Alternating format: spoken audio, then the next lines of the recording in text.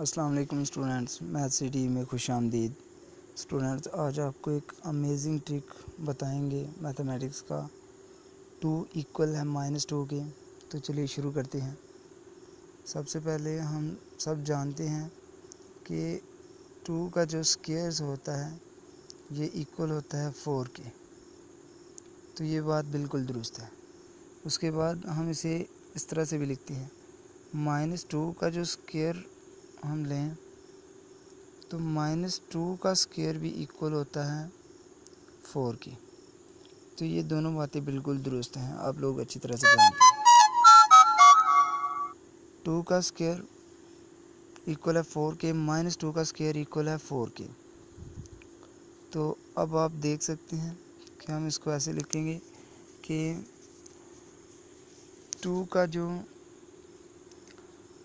Square है इसका भी हम स्क्वायर रूट ले लेंगे। ये भी इक्वल था 4 के और -2 का स्क्वायर भी इक्वल था 4 के। तो इसका मतलब है कि जो 2 का स्क्वायर -2 के स्क्वायर के इक्वल लिखा जा सकता है। तो इस तरह से इसका स्क्वायर ले लिया, दोनों तरफ इनका स्क्वायर रूट ले लिया।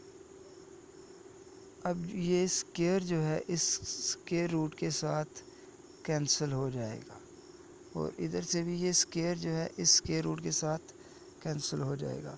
तो हमारे पास 2 आ जाएगा जो इक्वल होगा -2 के।